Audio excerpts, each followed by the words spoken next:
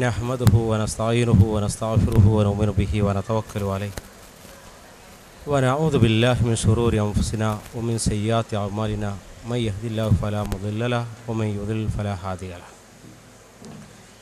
أعوذ بالله من الشيطان الرجيم. بسم الله الرحمن الرحيم. ونفس وما سواها فألهمها فجورها وتقواها قد أفلح من زكاها وقد خاب من دساها. ബഹുമാന്യരായ സഹോദരന്മാരെ, സഹോദരികളെ, നമ്മൾ ഈ നാട് ഏറ്റവും കൂടുതൽ അനുഭവിക്കുന്ന, നമ്മൾ നിത്യജീവിതത്തിൽ കണ്ടുകൊണ്ടിരിക്കുന്ന ഭീഷണമായ ഒരവസ്ഥയെക്കുറിച്ച് ഖുർആൻ നൽകുന്ന ശാന്തമായ പരിഹാരത്തെക്കുറിച്ച് അല്പസമയം ആലോചിക്കുകയാണ്. ഒരു 10-20 കൊല്ലം മുമ്പ് നമ്മുടെ നാട്ടിൽ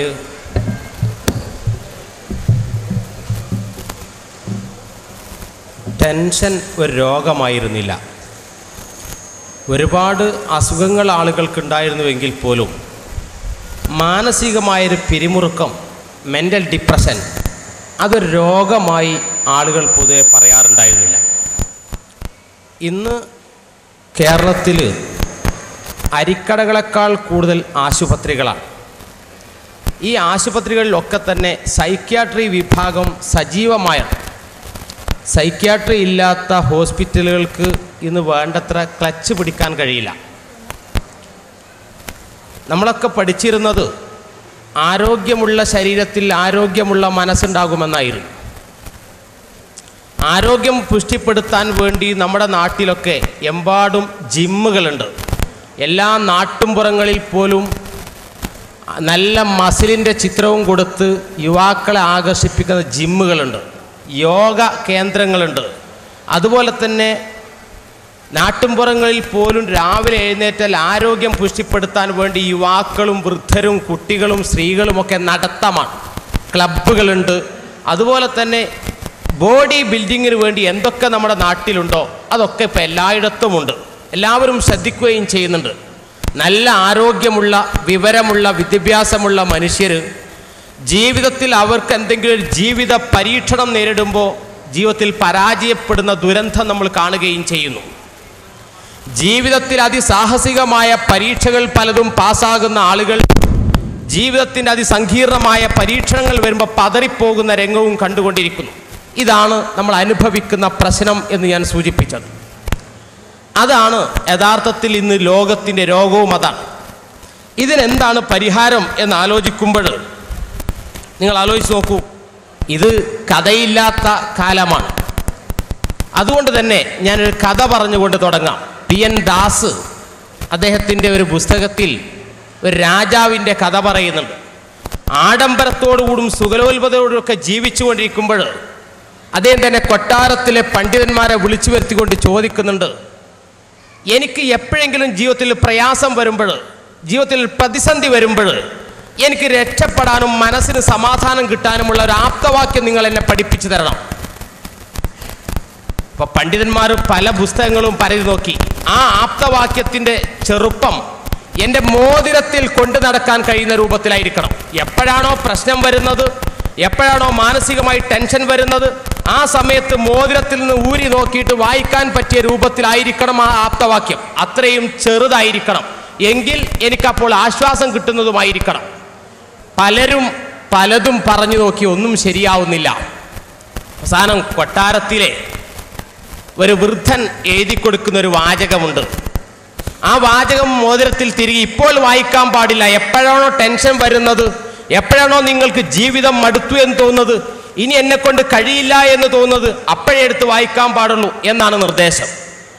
യുദ്ധം പരാജയപ്പെടുകയും രാജാവ് തോറ്റോടേണ്ടി വരികയും പ്രതിസന്ധിയിൽ അകപ്പെടുകയും ചെയ്തപ്പോൾ അയാൾക്ക് ഓർമ്മ വന്നു, അല്ല, പണ്ട് എനിക്ക് തന്നൊരു ഉപദേശമുണ്ടല്ലോ എന്ന്. ആ ഉപദേശം ആ സമയത്ത് മോതിരത്തിൽ നിന്ന് എടുത്തു നോക്കിയപ്പോൾ അതിലുള്ള വാചകം ഇതും നടന്നു നീങ്ങുന്നതാണ് എന്നാണ് ആ വാചകമുണ്ടായിരുന്നത്. എന്നാൽ ഏത് സംഭരിച്ചു വച്ചിരിക്കുന്ന, സ്വാധീനിച്ചു വച്ചിരിക്കുന്ന സംഗതികളും അതും നീങ്ങിപ്പോകുന്നതാണ്. അതുകൊണ്ട് ഒന്നും ശാശ്വതമല്ല എന്നാണ് ആ വാചകം ആകത്തുക ഉണ്ടായിരുന്നത്. ഏറെക്കുറെ ഇന്ന് നമ്മുടെ ജീവിതത്തിൻ്റെ പ്രശ്നം എന്താ അറിയുങ്ങൾ? നമ്മുടെ ജീവിതത്തിൻ്റെ പ്രശ്നം ആസ്വാദനമാണ്. മനുഷ്യൻ്റെ ജീവിത ലക്ഷ്യം ആസ്വാദനമാണ്. ആ ആസ്വാദനം കിട്ടാതെ പോകുന്നുവെങ്കിൽ ജീവിതം നിരർത്ഥകമായതും പാഴായിപ്പോയതുമായി തോന്നുകയാണ്. വലിയ പൊളിറ്റീഷ്യനായിരുന്ന ലെനിൻ, ഒരുപാട് ദാർശനിക ചിന്തകൾ രാഷ്ട്രീയ രംഗത്ത് സമർപ്പിച്ച ലെനിൻ പക്ഷാഘാതം വരികയും ഒരു ഭാഗം തളർന്നു കിടക്കുകയും ചെയ്യുമ്പോൾ അദ്ദേഹം സ്റ്റാലിന് എഴുതുന്നൊരു കത്തുണ്ട്. എനിക്ക് ഒരു ഭാഗം തളർന്നു പോയി, ഇനി എൻ്റെ നാവിൻ്റെ സംസാരശേഷി കൂടി നിലച്ചാൽ ഞാൻ ആത്മഹത്യ ചെയ്യും. അതുകൊണ്ട് എനിക്ക് അല്പം പൊട്ടാസ്യം സൈനൈഡ് എത്തിച്ചു തരിക, എനിക്ക് സമാധാനമായി ഇവിടെ കഴിഞ്ഞുകൂടാമല്ലോ എന്ന് അദ്ദേഹം ആവശ്യപ്പെടുന്ന രംഗമാണ്.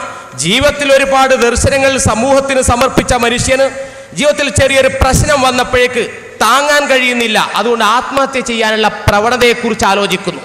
അതുപോലെ നമുക്കറിയാലോ, സിഗ്മണ്ട് ഫ്രോയിഡ് ക്യാൻസർ പിടിച്ച മനുഷ്യനായിരുന്നു.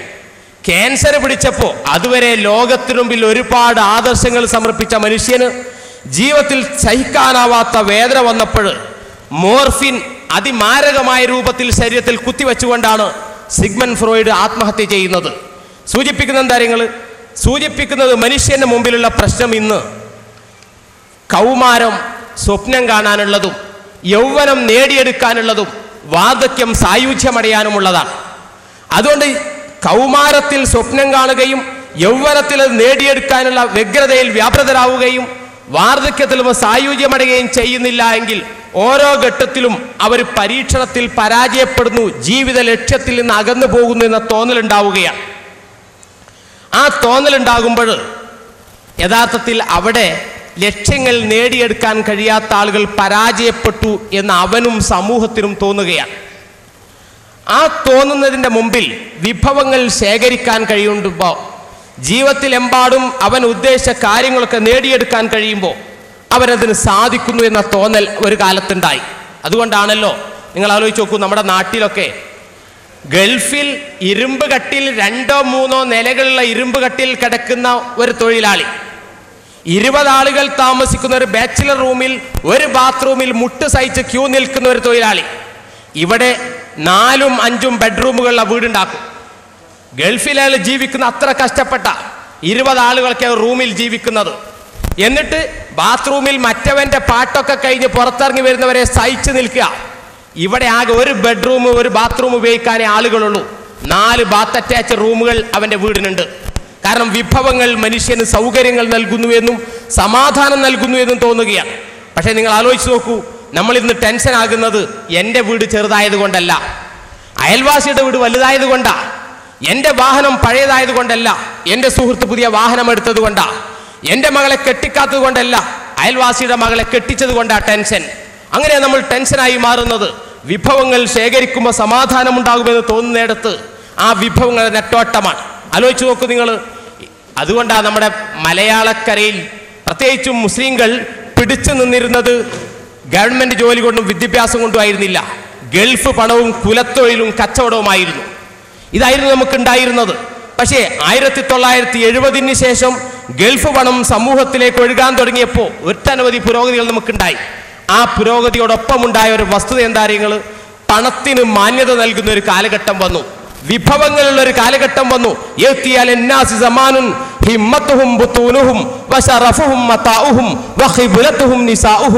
റസൂൽ കരീം സല്ലല്ലാഹു അലൈഹി വസല്ലം പറയുന്നുണ്ടല്ലോ, ഒരു കാലഘട്ടം വരും ജനങ്ങൾക്ക്, അന്ന് ജനങ്ങളുടെ ലക്ഷ്യം അവന്റെ വയറ് നിറക്കലാണ്. ആ മനുഷ്യന്റെ മാന്യന്മാരാരാണ്? എമ്പാടും വിഭവങ്ങളുള്ള മനുഷ്യരാണ്. എമ്പാടും ആസ്തിയും വിവരവും സാമ്പത്തിക സൗകര്യങ്ങളൊക്കെ ഉള്ള മനുഷ്യന് സമൂഹത്തിൽ മാന്യത നൽകും. അന്ന് മനുഷ്യന്റെ കിബില സ്ത്രീകളായിരിക്കുമെന്നാണ്. പടിഞ്ഞാറോട്ട് കിബിലയിലേക്കല്ല മനുഷ്യൻ തിരിയുന്നത്. എവിടേക്ക്? സിമന്റിന്റെ പരസ്യത്തിനും സിഗരറ്റിന്റെ പരസ്യത്തിനും സ്ത്രീകളാണ്. എല്ലാറ്റിനും സ്ത്രീകൾ പരസ്യത്തിന്റെ ദാതാക്കളായി വരുന്ന ഒരു കാലഘട്ടം വരും. അന്ന് മനുഷ്യന്റെ മഹത്വം മനുഷ്യനെ സൂചിപ്പിക്കുന്നത് ഇതാണെന്ന് സൂചിപ്പിക്കുന്നുണ്ട്, ഈ പ്രൗഢി. ആ പ്രൗഢി വരുമ്പോൾ നിങ്ങൾ ആലോചിച്ച് നോക്കൂ, ഇന്നിപ്പോൾ ഞാനും എൻ്റെ കുടുംബവും നാട്ടിലൊരു പുതിയ ഹോട്ടൽ തുടങ്ങിയാൽ ഒരു ഞായറാഴ്ച ഹോളിഡേ മാനിയ നമ്മയൊക്കെ പിടികൂടിയതാ. മക്കളോട് പറയും, മക്കളെ ഇന്ന് നമുക്ക് ഒന്ന് ഔട്ടിങ്ങിന് പോയിട്ട് രാത്രി ഹോട്ടലിൽ നിന്ന് ഭക്ഷണം കഴിച്ച് തിരിച്ചു വരാം. ആ നനുനത്തെ AC സംഗീതത്തിലിരുന്നിട്ട് ചെറിയ അരണ്ട വെളിച്ചത്തിലിരുന്നൊരു ഭക്ഷണം കഴിച്ച് തിരിച്ചു പോരുക മക്കൾക്കൊക്കെ ആനന്ദം നൽകുന്ന ഒരു കാഴ്ചപ്പാടാണ്. ഞായറാഴ്ചയാണ്, ഹോളിഡേ ആണ്, ഒരു സന്തോഷം. അങ്ങനെ എല്ലാം റെഡിയായി പോകാൻ ഒരുങ്ങിയപ്പോഴാ വയസ്സായ എൻ്റെ ഉമ്മയ്ക്ക് ശക്തമായ പനി. യാത്ര മാറ്റിവെച്ച് ഹോസ്പിറ്റലിലേക്ക് പോകുന്നു. ഹോസ്പിറ്റലിലേക്ക് പോകുമ്പോൾ ഞാൻ അനുഭവിക്കുന്ന ടെൻഷൻ, ഇനി എൻ്റെ ഭാര്യയോട് എന്ത് പറയും, എൻ്റെ മക്കളുടെ ചിരി. എന്തോ ഇത് വയസ്സായത് ഭാരമാണ്, വയസ്സായത് ഭാരമാണ്, വാർദ്ധക്യം രോഗമാണ്. അവിടേക്കാണല്ലോ നമ്മൾ എത്തിപ്പെട്ടത്.